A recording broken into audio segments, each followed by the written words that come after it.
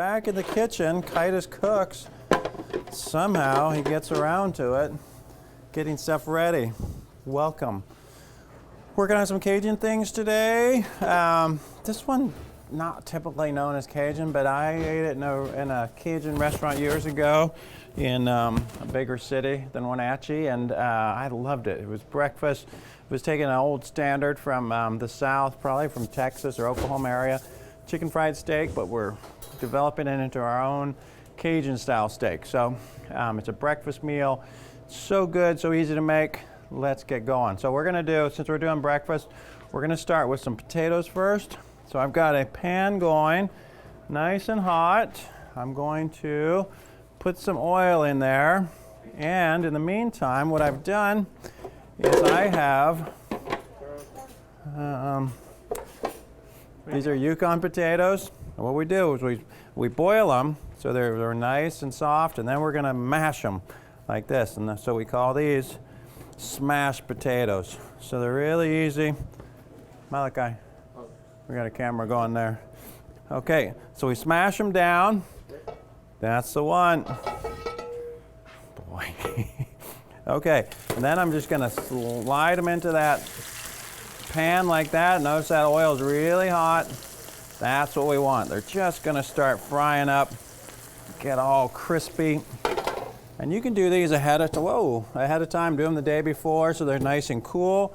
I did them this morning so they're a little bit warm and my hand's toasty now. But they're just gonna, okay. Next thing we're gonna work on our chicken fried steak, and we're gonna make our Cajun style steak, and we're gonna also make our gravy. So we're gonna make, I don't know why I keep getting this ready because I'm not quite there. So what we're gonna do for our gravy, well, we're going to use some andouille sausage. So andouille sausage is a Cajun style sausage. It's got a lot of heat in it and flavor. So what we do is just chop it up, nice small pieces like this. We're going to do a couple links of this to make it nice and flavorful. And this is where the real flavor of this dish shows up. Okay, there we go. So I'm going to slide it into my pan. I'm going to turn, let's see, let's put it in the back.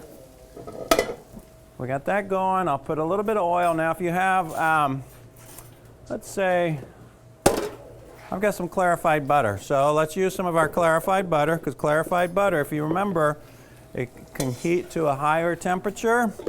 We've taken out all the solids. So that clarified butter, we're putting in about 2 tablespoons.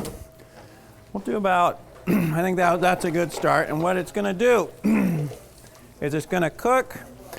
I'll put in a little more. I think it's going to need a tiny bit more. So we're going to put in about 4 tablespoons. How's that? And then to that, in a little bit, we're going to add about 4 tablespoons of butter. And what does that give us? A roux. Everybody at once. A roux, chef, a roux. Okay, we bring these guys over. Look at those colors really starting to come around. Already, just what we wanted. Perfect. So we're just keep going with these. In a little bit, we'll add some onion to it, and everything will be good. Let's see. Next pan, this is going to be for the steak. We're going to turn it up a bit, coat it with some oil. These steaks will be ready in no time. I promise you, they cook really fast. Everything happens quick when you do this dish. Okay, now I'm ready. 1, 2, 3.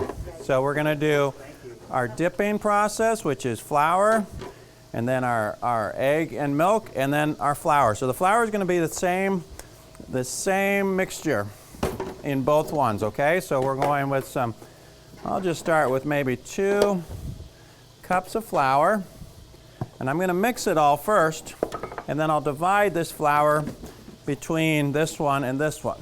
Okay, so we got 2 cups of flour. Get that off my fingers.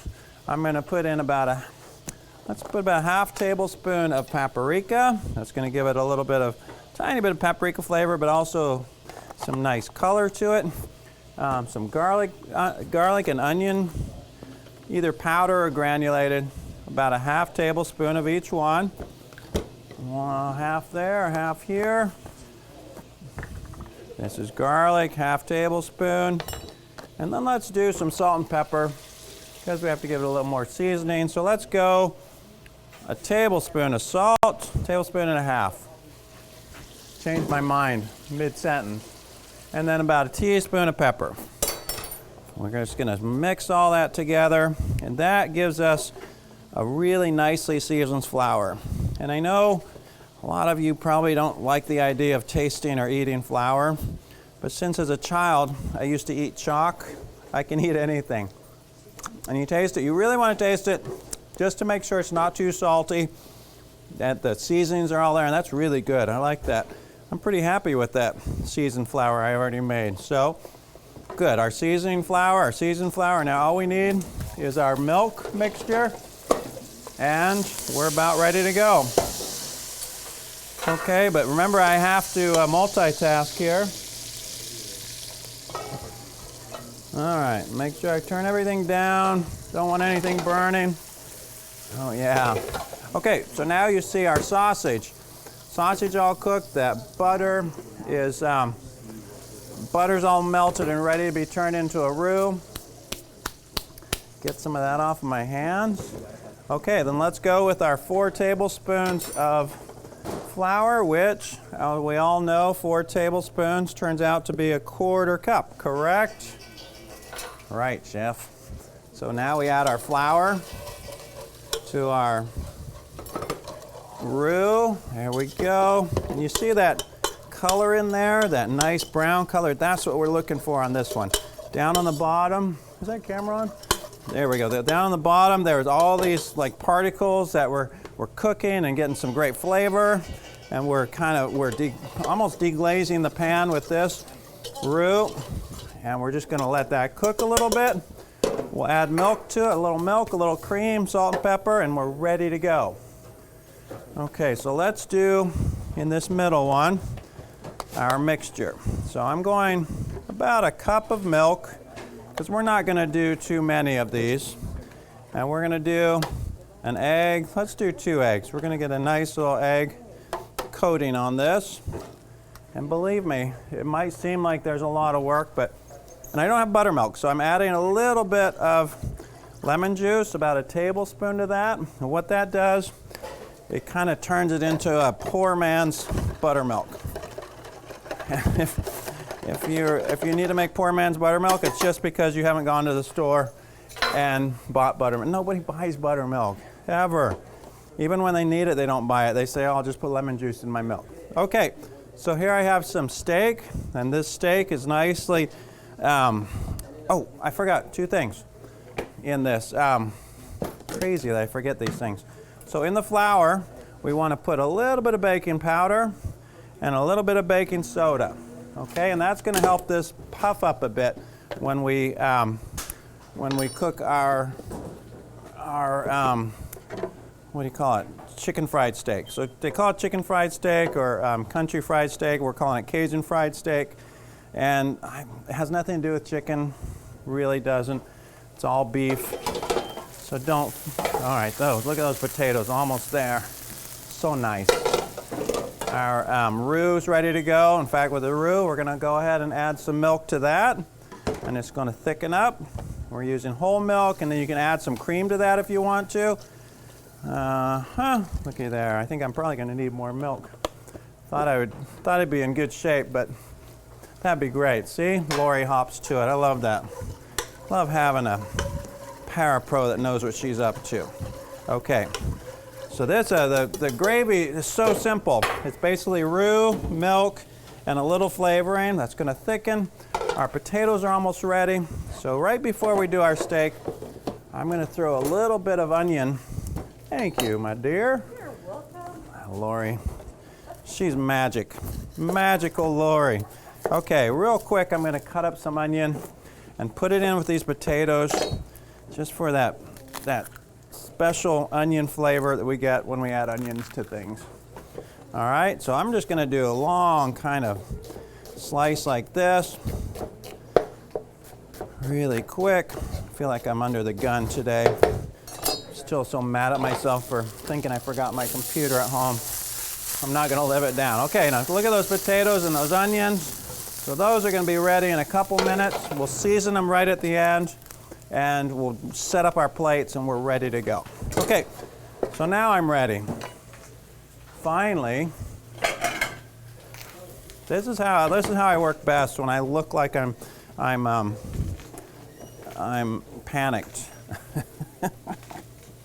I didn't even remember to put on a hat today, of all things. I'm breaking every rule. Okay, so what we do, we put that meat in there, we crush it down like that, shake off the extra, throw it in that milk mixture. All right, we're going to do that with each piece of this meat that's nicely coated. And we want to do, you don't want to do one at a time. What happens if you do that is you get your hands coated with a little milk, and so they start building up, so you end up with what we call flour fingers in the business. I just made that up, but you get these huge. Okay, so how do I look now? All right, so we get them all in the liquid. I almost said in the water, but it's not water, obviously. Get them nice and coated. And it's really nice if you do them a little bit ahead of time. You let them soak in there with that. The buttermilk really gets the flavors. The buttermilk actually will, at one point, start breaking down the enzymes of the steak. You can use like not your highest grade of steak too. You can use we're using like a top round, which is kind of, if it's not cooked enough, it gets kind of chewy.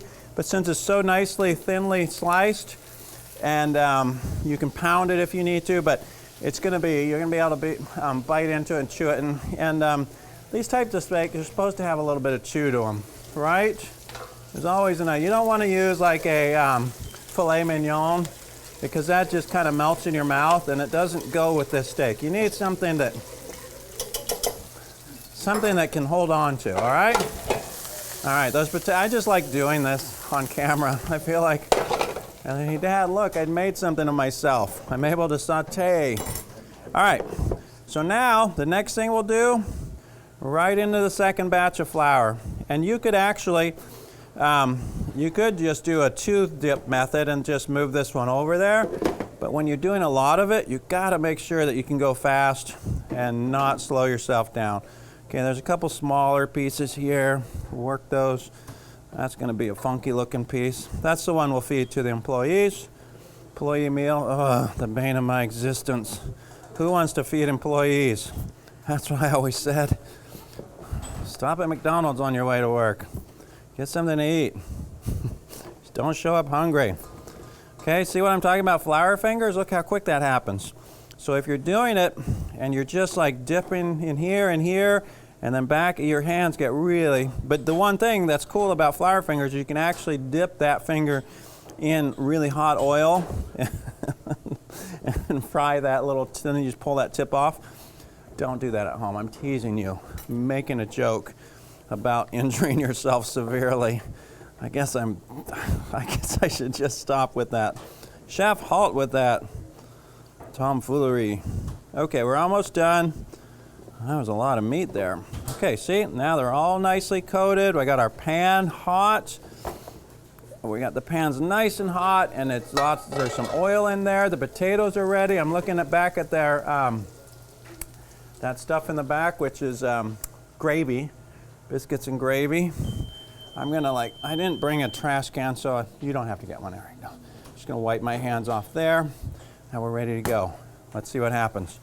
Let's see if this works. Right in, oh, see that? The oil is nice and hot. Whoa! So once it starts, you put them in there, everything, you see that sizzle? That's perfect. You don't want to put it into oil that's not sizzling, because what's going to happen is it's going to take a while to heat up. You're not going to get the browning you want, and it's just going to throw off the whole show. Okay, so believe me. Now, and the nice thing about the way I did it, if you're doing these to order in a restaurant setting, you can stack these. You can pull them out every time you need them. But usually in a restaurant setting, you're going to have some made ahead of time. So you're not constantly pulling that out, getting flour fingers, and slowing yourself down. Okay, look at that. Oh, those look good. Nice work, chef. Look at that color on those. Yummy. Okay, so let's pull up our potatoes. I'm sure are almost ready. I didn't season them, so in goes some salt. Let's do about that much salt and that much pepper. I'm going to say that was oh yeah, look at the dark in there. It all spreads through. Those are the potatoes everybody wants. Nobody wants sissy potatoes that don't have like some meat to them, some real like color.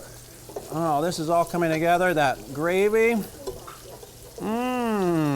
Let's see. I'm looking around for my spoons.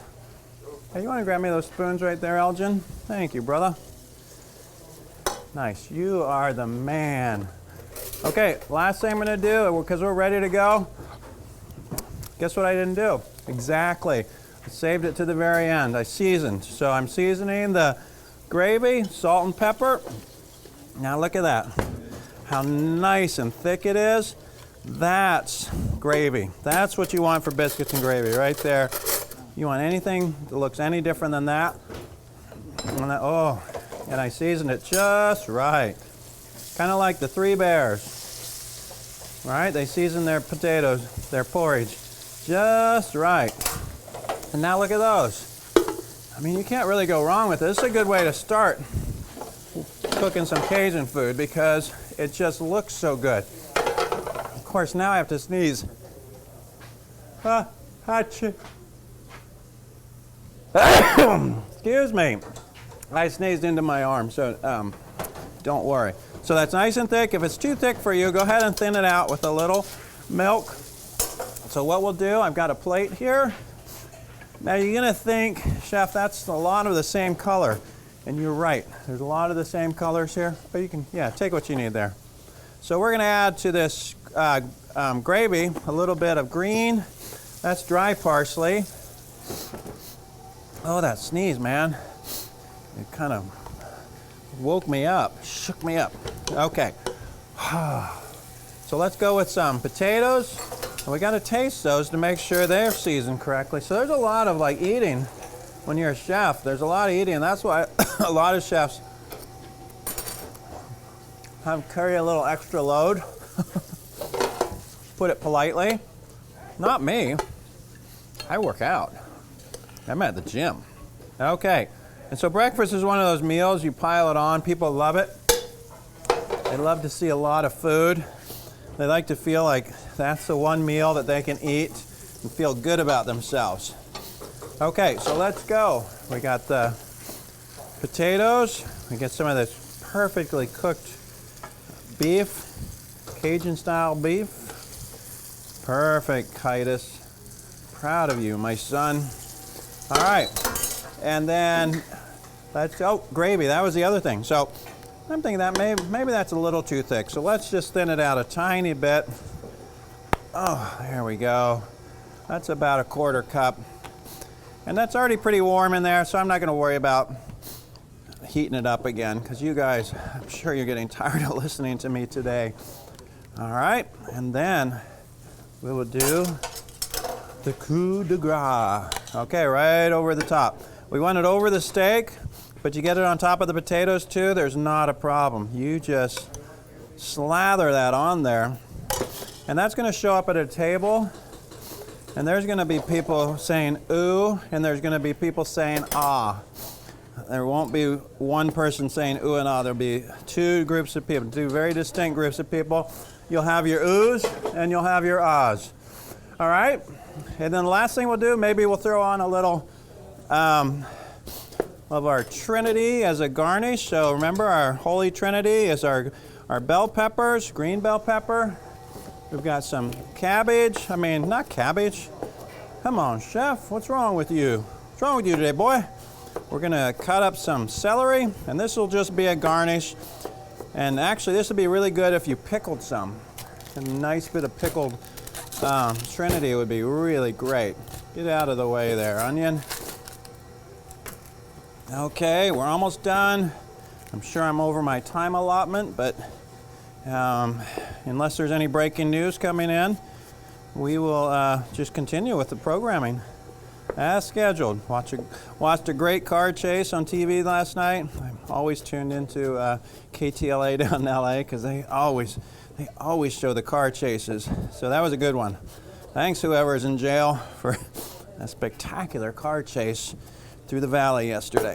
Okay, got that nice bit of what we call Holy Trinity, which is a mixture of green bell pepper, celery, and onion. There, we're going to put some raw right on top of that. That's going to mix in, and you are just going to be one happy soldier or soldierette, either one. Thank you all for showing up today. Thanks for getting in the kitchen. Thanks for sharpening your knives. Thank you for the letters. Thanks for reminding me that I left my computer on the table. And keep cooking, because that's what I love to do, and I like to do it fast.